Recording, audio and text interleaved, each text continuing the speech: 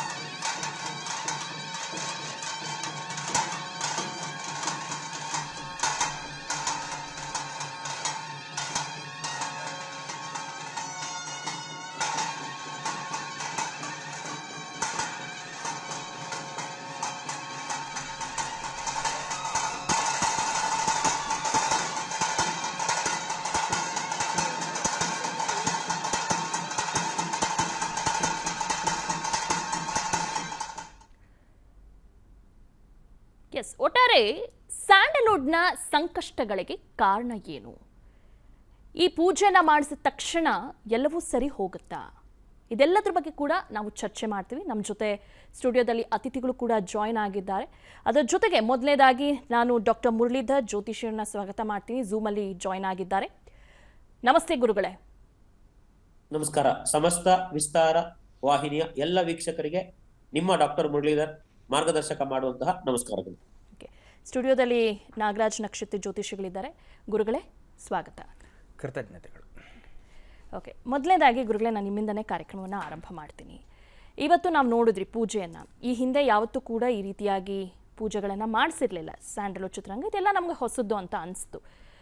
ನಮ್ಮ ಕನ್ನಡ ಚಿತ್ರರಂಗದಲ್ಲಿ ಸ್ವಲ್ಪ ಒಂದು ಹಲವು ಸಂಕಷ್ಟಗಳು ಕೂಡ ಎದುರಿಸ್ತಾ ಇದ್ದಾರೆ. ಈಗ ನಿಮ್ಮ ಪ್ರಕಾರ ಏನು ಅನಿಸುತ್ತೆ ಗುರುಗಳೇ, ಯಾಕಾಗಿ ಈ ರೀತಿಯಾದಂಥ ಒಂದು ಕಷ್ಟ ಬಂತು ನಮ್ಮ ಚಿತ್ರರಂಗಕ್ಕೆ? ಚಕ್ರವತ್ ಪರಿವರ್ತಂತೆ ಅಂತ ಒಂದು ಮಾತುಂಟು. ಹಗಲು ರಾತ್ರಿ ಇದ್ದ ಹಾಗೆ ಸುಖ ದುಃಖಗಳು, ಕಷ್ಟಗಳು ಹೇಳುವಂಥದ್ದು ಅದೇನು ಹೊಸತು ಅಂತ ಹೇಳುವ ವ್ಯಾಖ್ಯಾನ ಮಾಡಲಿಕ್ಕಿಲ್ಲ. ಅಂತಂದರೆ ಈ ಏಳು ಬೀಳುಗಳು ಹೇಳುವಂಥದ್ದು ಸಾಮಾನ್ಯವಾಗಿ ಅದು ನಾವು ಆ ಏಳು ಬೀಳುಗಳ ಬಗ್ಗೆ ಚಿಂತನೆ ಮಾಡುವಂತಹ ಜೀವಿಗಳಾಗಿ ನಾವು ಈ ಏಳು ಬೀಳುಗಳನ್ನು ಸಹಜವಾದ ದೃಷ್ಟಿಕೋನದಲ್ಲಿಯೇ ನಾವು ಅದನ್ನು ಸ್ವೀಕಾರ ಮಾಡಬೇಕಾಗ್ತದೆ. ಒಂದು ಅಂಶ.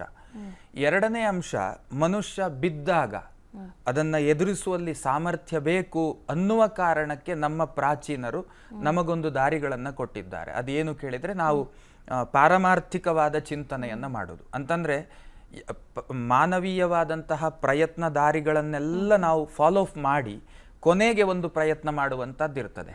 ಅದು ದೇವರು ಇಟ್ಟ ಹಾಗೆ ಆಗತ್ತೆ, ದೇವರು ನಡೆಸಿದ ಹಾಗೆ ಆಗತ್ತೆ ಹೇಳುವಂಥ ಭಾವನೆಗೆ ಬರುವಂಥ ಒಂದಷ್ಟು ಮಾನಸಿಕತೆಯನ್ನು ನಾವು ಹೊಂದಿದ್ದೇವೆ. ಇದು ಭಾರತೀಯರಲ್ಲಿ ಮಾತ್ರ ನಾವು ಕಾಣ್ಲಿಕ್ಕೆ ಸಾಧ್ಯ. ಈ ಭಾರತೀಯ ಮಾನಸಿಕತೆ ಇರುವುದೇ ಹಾಗೆ. ಏನು ಕೇಳಿದರೆ ಎಲ್ಲ ಮಾನವೀಯ ನೆಲೆಗಟ್ಟಿನ ಪ್ರಯತ್ನಗಳನ್ನು ಪೂರ್ಣ ಮಾಡಿ ಕೊನೆಗೆ ನಾವು ದೇವರಲ್ಲಿ ಶರಣಾಗತಿ ಆಗುವಂತಹ ಒಂದು ನಿರ್ಣಯಕ್ಕೆ ಬರ್ತೇವೆ.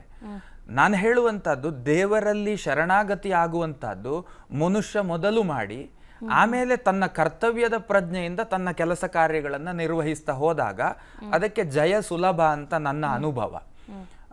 ಈ ನೆಲೆಯಲ್ಲಿ ನಾವು ಇವತ್ತು ನಮ್ಮ ಕನ್ನಡ ನಾಡಿನ ಚಿತ್ರರಂಗದ ಒಂದು ಸ್ಥಿತಿಗತಿಗಳು, ಇದಕ್ಕೆ ಅನುಗುಣವಾಗಿ ಕರ್ನಾಟಕದ ಹಿರಿಯ ಕಲಾವಿದರಲ್ಲಿ ಒಬ್ಬರಾದಂಥ ದೊಡ್ಡಣ್ಣನವರು ಒಂದಷ್ಟು ಯೋಚನೆಗಳನ್ನು ಮಾಡಿ ಅವರದ್ದೇ ಆದಂತಹ ರೀತಿಯಲ್ಲಿ ಕೆಲವೊಂದು ತೀರ್ಮಾನಗಳನ್ನು ತೆಗೆದುಕೊಂಡಂತೆ ಇವತ್ತು ಈ ಒಂದು ಧಾರ್ಮಿಕ ವಿಧಿಗಳು ಹೇಳುವಂತದ್ದು ಚಿತ್ರರಂಗದ ಅಭಿವೃದ್ಧಿಯ ಸಂಕಲ್ಪದಲ್ಲಿ ನಡೆದಿದೆ ಹೇಳುವಂತದ್ದು ನನಗಿರುವಂತಹ ಮಾಹಿತಿ. ಅಭಿವೃದ್ಧಿಯ ಹಿನ್ನೆಲೆಯಲ್ಲಿ ಒಂದಷ್ಟು ಧಾರ್ಮಿಕ ವಿಧಿಗಳನ್ನು ಆಚರಣೆ ಮಾಡಿದ್ದಾರೆ. ಅದರಲ್ಲಿಯೂ ಗಣಯಾಗ, ಮತ್ತೆ ಆಶ್ಲೇಷಾಬಲಿ, ಆಮೇಲೆ ಉದ್ಯಾಪನಾ ಹೋಮ, ಹಾಗೆ ಸಂಜೀವಿನಿ ಮಂತ್ರ ಹೋಮ, ಹೀಗೆ ಒಂದಷ್ಟು ಕರ್ಮಗಳನ್ನೆಲ್ಲ ಪ್ರಕ್ರಿಯೆಗಳನ್ನು ವೈದಿಕ ಪ್ರಕ್ರಿಯೆಗಳನ್ನು ಇವತ್ತು ನಡೆಸಲಾಗಿದೆ. ಇದರ ಪರಿಣಾಮಗಳು ಏನು? ಇದನ್ನು ಮಾಡಿದ ತಕ್ಷಣ ನಾಳೆಯ ದಿವಸ ನಮಗೇನೋ ಹಾಗಲ್ಲ. ಮನುಷ್ಯ ತನ್ನ ಮಾನಸಿಕತೆಯ ಒಂದು ಕ್ಷೀಣತೆಯನ್ನ ವೃದ್ಧಿಪಡಿಸಿಕೊಳ್ಳುವಂತಹ ಒಂದು ದಾರಿಗಳಿದು. ನಮಗೆ ವಿಶೇಷವಾದಂತಹ ಒಂದು ಚೈತನ್ಯವನ್ನು ನಾವು ತುಂಬಿಕೊಳ್ಳುವಲ್ಲಿ ನಮಗೆ ಧಾರ್ಮಿಕ ವಿಧಿಗಳು ಹೇಳುವಂಥದ್ದೇನಿದೆ ಅದು ಅತ್ಯಂತ ಉತ್ಕೃಷ್ಟ ಉಪಕಾರದ ದಾರಿಗಳಾಗಿದ್ದಾವೆ. ಅವನ ಒಳಗಿರುವಂಥ ನೆಗೆಟಿವಿಟಿಗಳನ್ನೆಲ್ಲ ಏನು ಹೊರಗೆ ಹಾಕುವುದರ ಮೂಲಕ ಒಂದಷ್ಟು ಪಾಸಿಟಿವಿಟಿ ಮನುಷ್ಯ ಒಂದು ಸಣ್ಣ ಧೈರ್ಯ, ಒಂದು ಹುಲ್ಲು ಕಡ್ಡಿನ ಆಸರೆ ಸಿಕ್ಕಿದ್ರು ಕೂಡ ಮತ್ತೇನನ್ನೋ ಸಾಧಿಸುವ ಸಂದರ್ಭಗಳು ನಿರ್ಮಾಣ ಆಗುತ್ತೆ ಅಂತ ನಾವು ಮಾತುಗಳಲ್ಲಿ ಕೇಳ್ತೇವೆ. ಹಾಗೆ ಒಂದು ಸಣ್ಣ ಆತ್ಮಬಲ ಹೇಳುವಂತಹದ್ದು ದೊಡ್ಡ ಉತ್ತರಕ್ಕೆ, ಪ್ರತಿಫಲಕ್ಕೆ ಸಾಕ್ಷಿಯಾಗಬಹುದು ಅಂತ ಹೇಳುವಂತಹದ್ದು, ಅಂತಹ ಒಂದು ಆಸರೆ ಹೇಳುವಂತಹದ್ದು ಈ ಧಾರ್ಮಿಕ ವಿಧಿವಿಧಾನಗಳಿಂದ ಖಂಡಿತವಾಗ್ಲೂ ಸಿಗುತ್ತದೆ. ಒಂದು ಅರ್ಥಪೂರ್ಣವಾದಂತಹ ಪ್ರಕ್ರಿಯೆಗಳನ್ನ ನಮ್ಮ ಕನ್ನಡ ಚಿತ್ರರಂಗ ನಡೆಸಿದೆ. ಈ ಪ್ರಕ್ರಿಯೆಗೆ ನನ್ನ ನೇರವಾದಂತಹ ಸಹಮತ. ಕಾರಣ ಏನು ಕೇಳಿದ್ರೆ, ಮನುಷ್ಯನಿಗೆ ಗೊತ್ತೋ ಗೊತ್ತಿಲ್ಲದೆಯೋ ದೋಷಗಳು ಹೇಳುವಂತಹದ್ದು ಅದು ಯಾವ ರೀತಿಯಲ್ಲಿ ನಮ್ಮನ್ನ ಪರಿಣಾಮವನ್ನು ಕೊಡ್ತದೆ ಹೇಳುವಂಥದ್ದು ನಮ್ಮ ಯಾವುದೇ ಕಣ್ಣಿನ ದೃಷ್ಟಿಗೆ ಗೋಚರಕ್ಕೆ ಬರ್ತದೆ ಅಂತ ಹೇಳಲಿಕ್ಕೆ ಬರುವುದಿಲ್ಲ. ಹಾಗಂತ ಪ್ರತ್ಯಕ್ಷವೋ ಪರೋಕ್ಷವೋ, ಈಗ ನಮಗೆ ಸೂರ್ಯ ಚಂದ್ರರು ಪರೋಕ್ಷವಾಗಿ ನಮ್ಮ ಜೀವನದಲ್ಲಿ ಅವರದ್ದಾದಂತಹ ಕೊಡುಗೆ ಬಹಳ ದೊಡ್ಡದು ಹೇಳುವುದನ್ನು ನಾವು ಒಪ್ಪಿಕೊಳ್ಳುತ್ತೇವೆ. ಹಾಗಂದ ಮೇಲೆ ಗ್ರಹಗಳು ಹೇಳುವಂಥದ್ದು, ಗ್ರಹ ಪ್ರಭಾವ ಹೇಳುವಂಥದ್ದು, ಗ್ರಹಗಳ ಪರಿಣಾಮ ಹೇಳುವಂಥದ್ದು ಈ ನಿಸರ್ಗದ ಮೇಲೆ, ಜೀವ ಸಂಕುಲಗಳ ಮೇಲೆ ನೇರ ಅಲ್ಲದಿದ್ರೂ ಕೂಡ ಅದು ಏನು ಇಂಡೈರೆಕ್ಟ್ ಆಗಿ ಆದರೂ ಕೂಡ ಅದು ನಮ್ಮ ಮೇಲೆ ಪರಿಣಾಮ, ನಮ್ಮ ಮನಸ್ಸು, ನಮ್ಮ ಬುದ್ಧಿ, ನಮ್ಮ ದೇಹ, ನಮ್ಮ ನಿಸರ್ಗ ಇದರ ಮೇಲೆ ಪರಿಣಾಮವನ್ನು ಹೊಂದಿ ಇದು ನಮಗೆ ಸಾಧಕ ಬಾಧಕ ಅನುಭವಗಳನ್ನು ಜೀವನದಲ್ಲಿ ಕೊಡುತ್ತದೆ ಹೇಳುವಂಥದ್ದನ್ನು ಯಾರೂ ಕೂಡ ತಳ್ಳಿ ಹಾಕ್ಲಿಕ್ಕೆ ಆಗುವುದಿಲ್ಲ.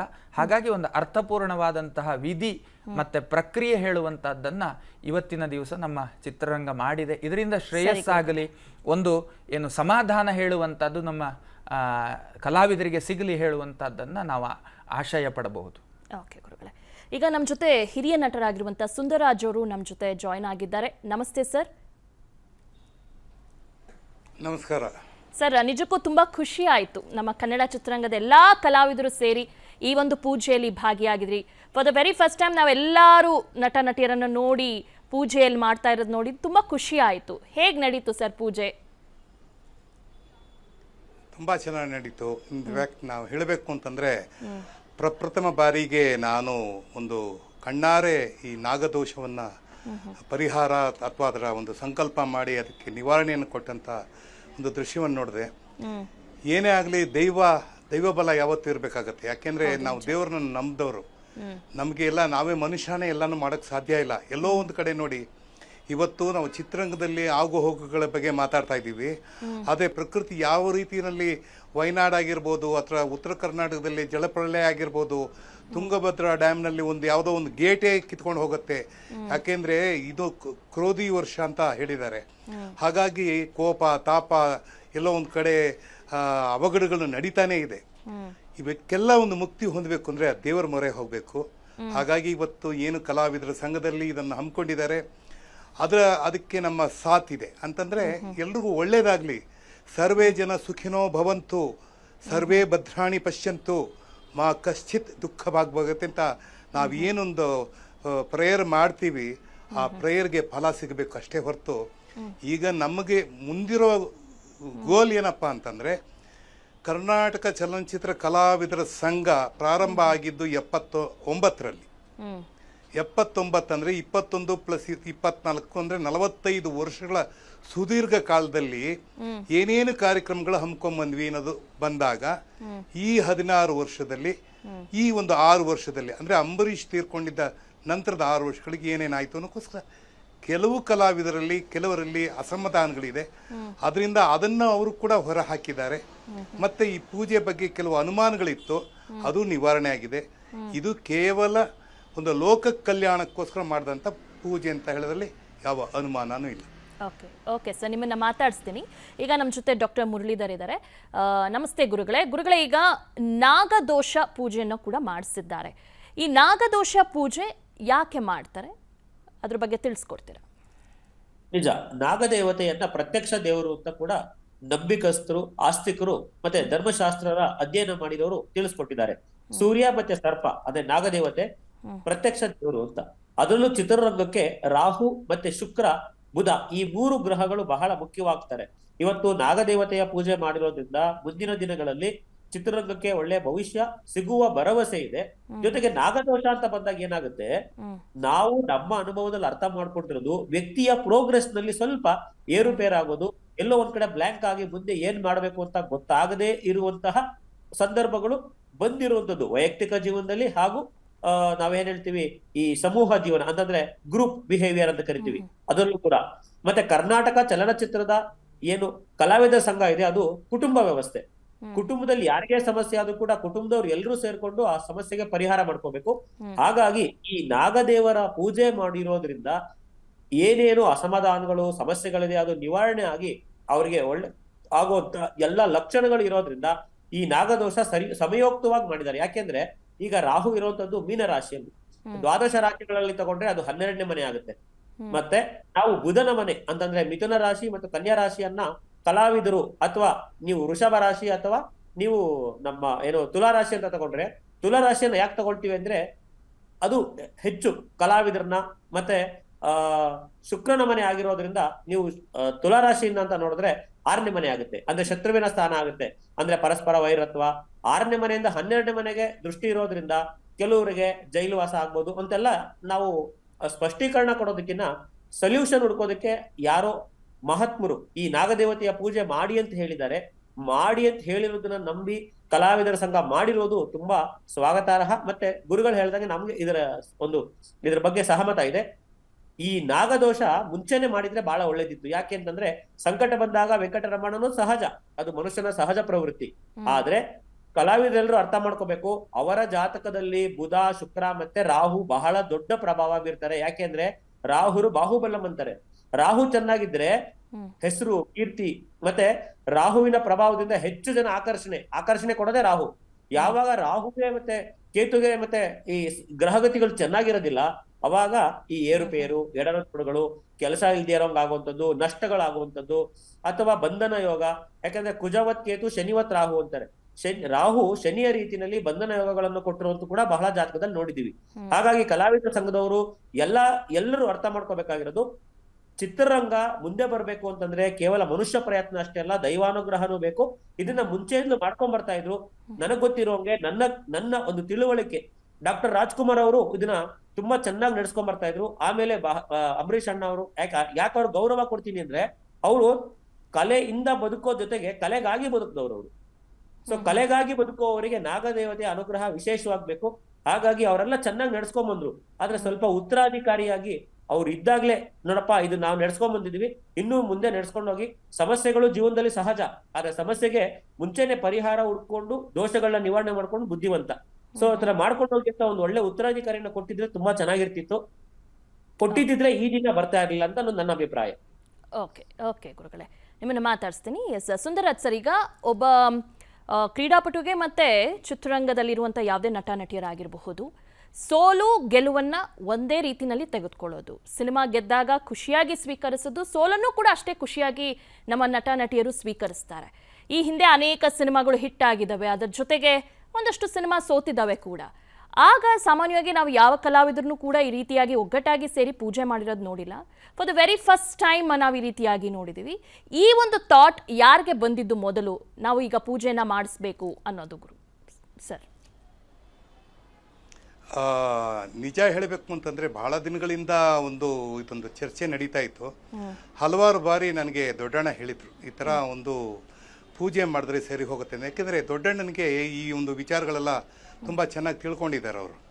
ಯಾಕೆಂದರೆ ಆ ಒಂದು ವಿಚಾರದಲ್ಲಿ ನಾವು ಸ್ವಲ್ಪ ಕಡಿಮೆನೇ. ಯಾಕೆಂದರೆ ನನಗೆ ಈ ಪೂಜೆ ಪುನಸ್ಕಾರಗಳ ರೀತಿ ನೀತಿಗಳೆಲ್ಲ ಗೊತ್ತಿಲ್ಲ.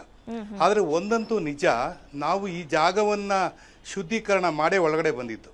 ಆವಾಗ ಒಂದು ದೊಡ್ಡ ಹೋಮಾನು ಮಾಡಿದ್ವಿ. ಆ ಒಂದು ಸಂದರ್ಭದಲ್ಲಿ ಕೂಡ ನಾವು ಅವತ್ತು ದೊಡ್ಡಣ್ಣನೇ ಕೂಡಿಸಿದ್ದ ಆ ಜಾಗದಲ್ಲಿ. ಪೂಜೆ ಮಾಡಿದ್ವಿ. ಪೂಜೆ ಎಲ್ಲ ಆಗಿ ಶುದ್ಧಿ ಮಾಡಿ, ಜಾಗ ಶುದ್ಧಿ ಮಾಡಿ, ಕಟ್ಟಡ ಕಟ್ಟೋದಕ್ಕೆ ಪ್ರೇರೇಪಣೆ ಮಾಡಿ ಅದೆಲ್ಲ ಆಯಿತು. ಅದೆಲ್ಲ ಮುಗಿದ ನಂತರ ನಾನು ಹೇಳೋದು ಏನಪ್ಪ ಅಂತಂದರೆ, ಒಂದು ಭಾಗದಲ್ಲಿ ದೈವತ್ವ, ಇನ್ನೊಂದು ಭಾಗದಲ್ಲಿ ಬಸವಣ್ಣ ಹೇಳ್ದಂಗೆ ಕಾಯಕವೇ ಕೈಲಾಸ. ನಾನು ಹೇಳಿದ್ರಿ, ನೀವು ಒಂದು ಮಾತು ಹೇಳಿದ್ರಿ, ಸೋಲು ಗೆಲುವು. ಈಗ ಪ್ರಸ್ತುತ ಈ ವಿಚಾರದಲ್ಲಿ ಹೇಳಬೇಕು ಅಂದರೆ, ಕಲಾವಿದರ ಸಂಘದಲ್ಲಿ ಸೋಲು ಗೆಲುವುದು ಪ್ರಶ್ನೆ ಅಲ್ಲ. ಅಲ್ಲಿ ಆಡಳಿತವನ್ನು ಯಾವ ರೀತಿ ಮಾಡಬೇಕಾಗಿದ್ದ, ಯಜಮಾನ ಇಲ್ಲದೆ ಇರೋ ಮನೆ ಖಾಲಿಯಾಗಿದೆಯಲ್ಲ ಅನ್ನೋಕ್ಕೋಸ್ಕರ ಹಲವಾರು ಜನ ಕಲಾವಿದರಿಗೆ, ಅಂದರೆ ಹಿರಿಯ ಕಲಾವಿದರಿಗೆ ಒಂದು ಅಸಮಾಧಾನ ಇದೆ. ಜೊತೆಗೆ ಹೊಸ ಕಲಾವಿದರುಗಳು ಯಾರು ಮೆಂಬರ್ಗಳಾಗ್ತಾ ಇಲ್ಲ, ಹೊಸ ಚಟುವಟಿಕೆಗಳು ಯಾವುದೂ ಆಗ್ತಾ ಇಲ್ಲ ಅನ್ನುವ ಒಂದು ಅಭಿಪ್ರಾಯವನ್ನು ಇತ್ತೀಚಿನ ಒಂದು ಸಮಾರಂಭದಲ್ಲಿ ನಮ್ಮ ಜಗ್ಗೇಶ್ ಅವರು ಪ್ರಸ್ತಾಪ ಮಾಡಿದ್ರು. ಅದು ಮುಖ್ಯಮಂತ್ರಿಗಳ ಮುಂದೆನೇ ಪ್ರಸ್ತಾಪ ಮಾಡಿದ್ರು.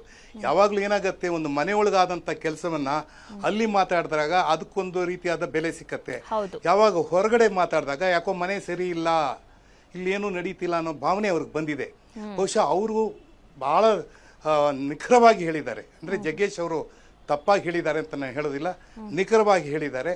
ಆದರೆ ನಾವೆಲ್ಲ ಸ್ನೇಹಿತರೇ. ಇಲ್ಲಿ ರಾಕ್ಲೈನ್ ವೆಂಕಟೇಶ್ ಆಗಿರ್ಬೋದು, ದೊಡ್ಡಣ್ಣ ಆಗಿರ್ಬೋದು, ಸುಂದರ್ರಾಜ್ ಆಗಿರ್ಬೋದು, ಅಥವಾ ಇನ್ಯಾರೇ ಹಿರಿಯ ಕಲಾವಿದರುಗಳಾಗಿರ್ಬೋದು, ಇಲ್ಲಿ ಏನಾಗುತ್ತೆ, ಬರ್ತಾ ಬರ್ತಾ ಇವಾಗ ನಮ್ಮನೆ ಕೆಲಸ ನಾವು ಮಾಡಬೇಕಾದ್ರೆ ನಾವು ಸ್ವಲ್ಪ ಹಿರಿಯರಾದಾಗ ನಮ್ಮ ಮಕ್ಕಳಿಗೆ ಕಲಿಸ್ತೀವಿ ಆ ವಿದ್ಯೆಗಳನ್ನ. ಅಪ್ಪ ನೀನು ನಡ್ಸ್ಕೊಂಡು ಹೋಗಯ್ಯ ಮುಂದೆ ಅಂತ. ಅಂದರೆ ಲೀಗೆಸಿ ಮಸ್ಟ್ ಪಾಸ್ ಆನ್. ನೀವು ನಿಮ್ಮ ಮಕ್ಕಳು ಅಂದರೆ ಇಲ್ಲಿ ನಮ್ಮ ಬರ್ತಾ ಇರುವ ಹೊಸ ಪೀಳಿಗೆ ಇವತ್ತು ಸುಮಾರು ಕಲಾವಿದರುಗಳು ಇನ್ನು ಮೆಂಬರೇ ಆಗಿಲ್ಲ. ಆ ಒಂದು ಅಸಮಾಧಾನ ಇತ್ತು. ಸೊ ಈ ಅಸಮಾಧಾನಗಳೆಲ್ಲ ದೂರ ಹಾಕಿ, ಯಾಕೆ ಇವತ್ತು ನಡೆದಂಥ ವಿಚಾರದಲ್ಲಿ ಗುರುಗಳ ಬಾಯಲ್ಲೇ ಬಂದ್ಬಿಡ್ತಲ್ಲಿ, ಯಾಕೋ ಎಲ್ಲೋ ಅಸಮಾಧಾನ ಕಾಣ್ತಾ ಇದೆ, ಹೌದಾ ಅಲ್ವಾ ಅಂತ ಕೇಳಿದ್ರು. ಆಮೇಲೆ ಇಲ್ಲಿ ತಿಂಗಳಿಗೆ ಏನಾದರೂ ಕಾರ್ಯಕ್ರಮ ಮಾಡ್ತಾ ಇದ್ರ ಅಂತ ಕೇಳಿದ್ರು. ಆಮೇಲೆ ಇಲ್ಲೇನೋ ದೋಷ ಇದೆ, ಆ ದೋಷ ನಿವಾರಣೆ ಮಾಡಿದ್ರ ಅಂತ ಕೇಳಿದ್ರು. ಇದೆಲ್ಲ ಯಾಕೆ ಬರುತ್ತೆ? ಯಾವಾಗ ನೀವು ಈ ಹೋಮ ಹವನಗಳು ಮಾಡಿದಾಗ ಆ ದೈವ ಸಂಕಲ್ಪ ಬಂದು ದೈವದ ಬಾಯಿಂದ ಬಂದಿದ್ದು, ದೈವದ ಬಾಯಿಂದ. ಮತ್ತೊಂದು ಒಳ್ಳೆಯ ವಿಚಾರ ಗುರುಗಳು ಹೇಳಿದ್ದೇನಪ್ಪ ಅಂದರೆ, ಇದು ದೇವಾಲಯ ಆಗಬೇಕು, ಕಲಾವಿದರ ಸಂಘ ದೇವಾಲಯ ಆಗಬೇಕು, ನ್ಯಾಯಾಲಯ ಆಗಬಾರ್ದು ಅಂತ. ಇಲ್ಲಿ ಕಾನೂನು ಕಟ್ಲೆ ಎಲ್ಲ ಮಾತಾಡಬೇಕಾಗಿರೋದು. ಇಲ್ಲಿ ನಮ್ಮ ಮನಸ್ಸುಗಳು ಒಗ್ಗಟ್ಟು ಎಲ್ಲ ಸೇರಿ ಕೆಲಸ ಮಾಡಬೇಕು.